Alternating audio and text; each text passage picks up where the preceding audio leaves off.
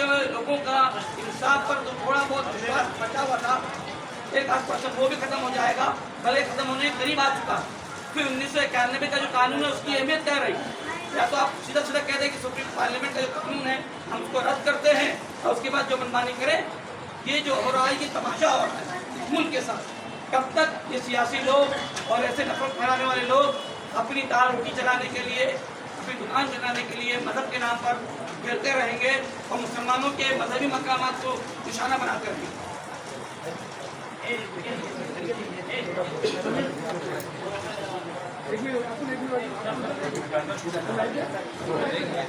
हमारे साथ एजाज कश्मीरी साहब हैं, आपने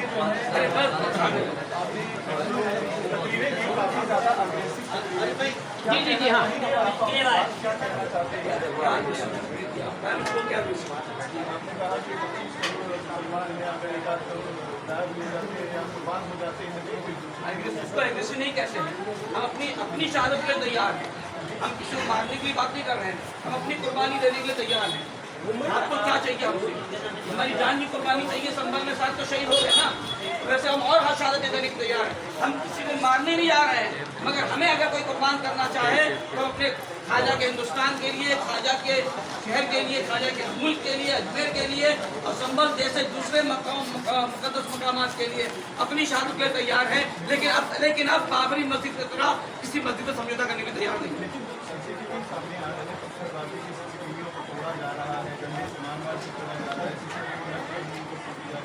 लगातार घरों से लेकर हर गली कुत्ते से जो पत्थरबाजी की वीडियोज आ रहे हैं उसको सुनिए ना, मुल्क में बहुत सारे दंगे ऐसे हुए हैं जहाँ ट्रेनें चला दी गई हैं, बहुत सारे आरक्षण के नाम पर एहतजाज हुए हैं, बहुत सारे धरने एहतजाज हुए हैं। तो गोलियां सिर्फ हिंदुस्तान में मुसलमानों के लिए बनी है।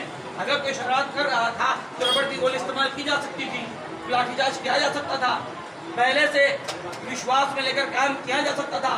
और कचहरी ने, कोर्ट ने 24 घंटे के अंदर सुनवाई करके ऐलान भी दे दिया, सर्वे का ऑर्डर भी दे दिया। ये किस तरफ इशारा कर रहा है? मैं सुनिए, ये सर्वे भी जो हुआ, कोई इंसाफ, जिसको ईमानदारी से एक व्यक्ति बराबर भी आंखों में शर्म होगी ना, इंसानियत होगी, जानवर दरिंदा नहीं होगा, तो कभी नहीं मानेगा कि इस तरह सर्वे करना चाहिए था। अगर किसी ने पिटीशन दाखिल की थी तो आपको अपोजिशन पार्टी को बुलाकर उससे पूछना चाहिए था कि आपका क्या कहना है। डायरेक्ट सर्वे पास कर दिया गया। तो 1 मिनट, ऑर्डर किस बुनियाद पर दिया गया? एक ही पक्ष को सुन के दिया गया ना। कभी एक पक्ष को सुन के फैसला दिया जा सकता है? बताइए मुझको। कभी एक आदमी को सुन के फैसला दिया जा सकता है? ये इंसाफ का पक्ष। फैसला होने के बाद, फैसला सर्वे का ऑर्डर की बात आप कह रहे दोनों थे, जब सर्वे का ऑर्डर दिया गया तब कितने पक्ष थे? ये बताइए मुझको। आप फैसला सुना दें, हमने सुना दिया, आप उस पर अमल करें, ये तो आप मजबूर कर रहे हैं ना, तो मजबूर कर रहे हैं आप। 1991 कानून तकिया, पार्लियामेंट के दस्तूर के तकिया, वो जज साहब रहा है, उन्हें मैं तो कहता हूँ कि पार्लियामेंट के खिलाफ उन्होंने फैसला दिया है, कानून के खिलाफ उन पर कार्रवाई होनी चाहिए। पूरे हिंदुस्तान में जितनी घटनाएं हो रही है मसाजिद को लेकर, ये प्लानिंग के साथ हो रही है कि मुसलमानों को जो दबाया जाए, उनके मजहबी मकामात पे हमला किया जाए और इस मुल्क के अमन को खराब किया जाए।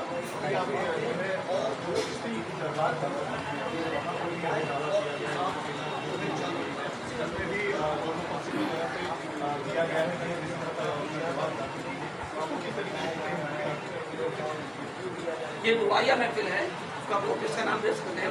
दुआ कर रहे हैं हम अमान के लिए, अमान शांति कायम रहे। और ये बात ख्वाजा के अजमेर शरीफ की, मेरा ख्वाजा का अजमेर खाली नहीं है, ख्वाजा का पूरा हिंदुस्तान है।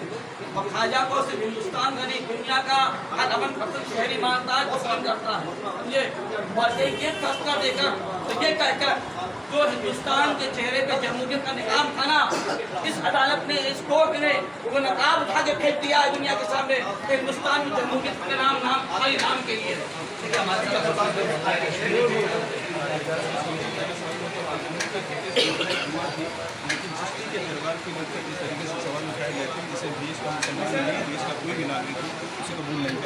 ये सीधे सीधे है कि आपको दूसरे नंबर का शहरी बनाने की तैयारी है। हम ये चाहते हैं कि इसमें कानून के मुताबिक काम होना। 1991 कानून है ना मजहबी मकामात को लेकर, तो फिर आप क्यों उसके खिलाफ जाके निचली अदालत में फैसला दे रहे हैं? ये प्लानिंग हो रही है इस मुल्क के अमन को खराब करने की। ये प्लानिंग है उन लोगों की जिनकी सियासत इसके नाम पे चलती है।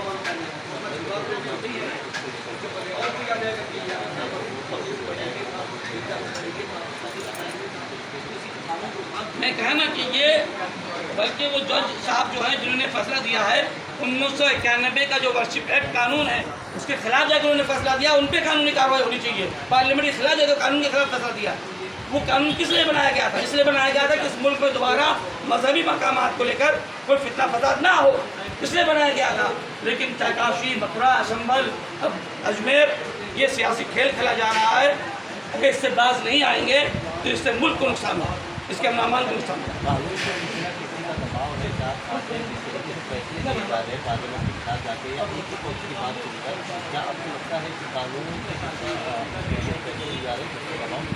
मैं तो पहले कहा ना कि यहाँ पर ऐसा लग रहा है कि अदालतें हाथ बांधकर कनीज और बांदी की तरह किसी आका के आगे खड़ी है, आका हुक्म दे रहा है, काम हो रहा है। क्या मांग रही है आगे?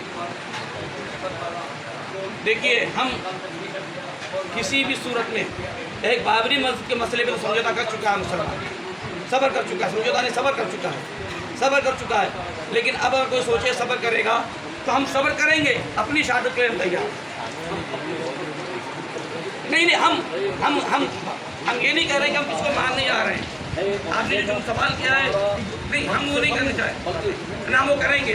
हम खामोशी के साथ गिरफ्तारी देंगे, चाहे हमें मारो, चाहे हमें जेल में डालो, चाहे हमें गोली का निशाना बनाओ, हम अब किसी मामले पे सब्र करने को तैयार। सब्र का मतलब खामोशी करने, हाथ बांध के नहीं। हमें मार दो, हमें खत्म करो। देखिए, मुंबई में आज अजमेर दरगाह को लेकर जो है प्रोटेस्ट रखा गया था। मुंबई की भिंडी बाजार के अंदर मौलाना कश्मीरी जो है, यहाँ के इमाम हमारे से मौजूद है। मौलाना कश्मीरी जी, आज अजमेर की दरगाह जो 800 साल पुरानी है, उसकी कहीं ना कहीं सर्वे की बात चल रही है। किस तरीके से देखते हैं, क्या मुसलमान इसको चीज़ को लेकर या डराया जा रहा है मुसलमानों को? ये एहतजाज नहीं था, ये दुआई प्रोग्राम था। ये हमने दुआ की है इस मुल्क के अमन के लिए, संभल के सौदा के लिए। और बिल्कुल इस मुल्क में ये पैगाम दिया जा रहा है कि हिंदुस्तान का मुसलमान दूसरे नंबर का शहरी है। इस मुल्क में ये मैसेज साफ कर दिया गया, वरना जिसको देखो कहीं भी मुंह उठा के चला जा रहा है और बगैर कोई सुनवाई, बगैर कुछ सोचे समझे 1991 वर्षिप एक्ट के धज्जियाँ उड़ाई जा रही है और कोई कार्रवाई कर रही हो रही है। जिसको जो मन आ रहा है बना रहा है, डराने का माहौल बनाया जा रहा है हिंदुस्तान के अंदर, इसके फटके से मुसलमानों को क्या लगता है? डराने का नहीं, डराना एक अलग चीज़ होता है। ये बताया जा रहा है कि तुम्हारी हिंदुस्तान में कोई हैसियत नहीं है, ये साबित करने की कोशिश की जा रही है। जबकि इस मुल्क को आज़ाद करने में कुर्बानी हमारे बाप दादा की है, 39,000 उलमा की कुर्बानी है, और हमें कहा जा रहा है कि शरतन कि आपकी कोई हैसियत नहीं है। क्या लग रहा है संभल की जैसे घटना हुई उसको लेके क्या कहेंगे? हम तो पहले उनके अहले खाना को अल्लाह ताला सब जन्नत अता फरमाए, उन शहीदों के दर्जात को बुलंद फरमाए। अल्लाह ताला मुसलमानों के ईमान अक़ीदे को मजबूत रखे। अल्लाह ताला हम सब के मुल्क को आबाद रखे, इसमें अमन व अमान कायम रहे और खाया का हिंदुस्तान आबाद रहे। और जो आँखें इस तरफ उठती देख रही हैं, अल्लाह ताला उन आँखों को और उन हाथों को या तो हिदायत दे दे तो नस्नाबूद फरमाए। इस तरीके से देखते हैं कि सर्वे का जो है कि उनसे ऑर्डर किया कोर्ट के फैसलों का सर्वे टीम पर हमला किया गया, अगर किया गया बकौल आपके बकौल किया गया तो उसके रोकने के कई तरीके हो सकते हैं, है ना। हिंदुस्तान में बहुत सारे मामला के आपको शवाहिद मिल जाएंगे, बहुत सारे एहतजाज दिख जाएंगे, बहुत सारे दंगे फसाद दिख जाएंगे। या सब जगह पुलिस गोली चलाती है। हिंदुस्तान में वोट देने का हक सबको है, गोली खाने का हक मुसलमान को खाली।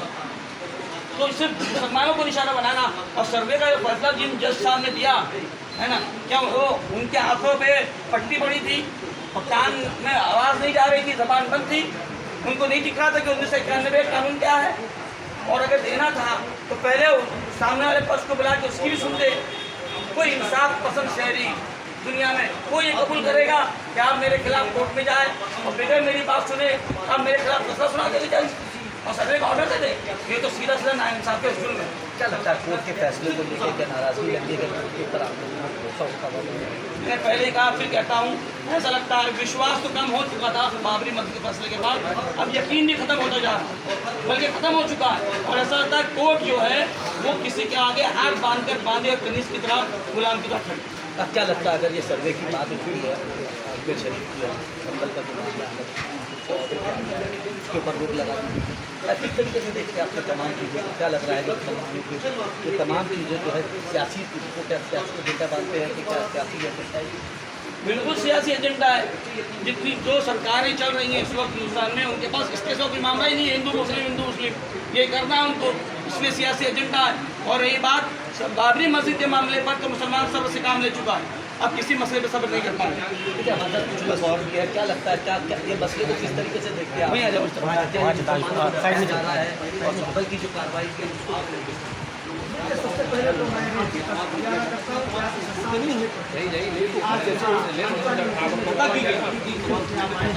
हमारे जज्बात का ये दी जाए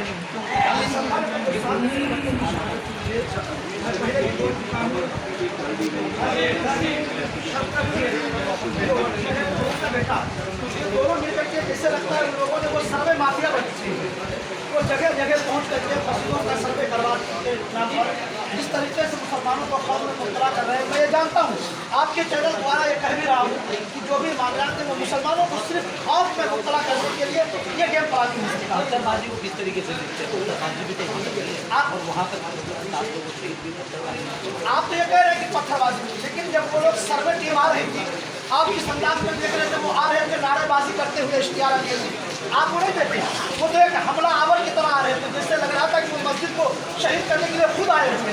वो सर्वे टीम नहीं थी, आप उसको देखिए जिस तरीके से वो उछल कूद करके नारेबाजी करते हुए जा रहे हैं, ये सर्वे टीम हो, ये तो लगता है कि ये माफिया लोग आए हुए हैं। तो आप लोग अजमेर की दरगाह का जो सर्वे हुआ है, अगर वो दरगाह है तो सर्वे से इतना वो क्यों होती है हो जाने की जो पानी का पानी है? मैं ये कह रहा हूँ कि ख्वाजा गरीब नवाज सरकार की दरगाह को 800 साल हो गए, आज इनको सर्वे नहीं याद आया।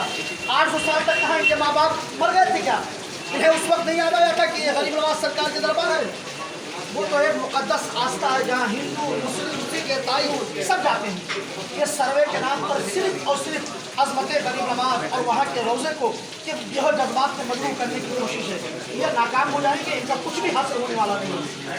ये क्या कहेंगे आप सर्वे को देखते सर्वे गलत हो रहा है ये जब जितने भी आज तक 1947 के बाद 6,000 होने के बाद जितने भी वहाँ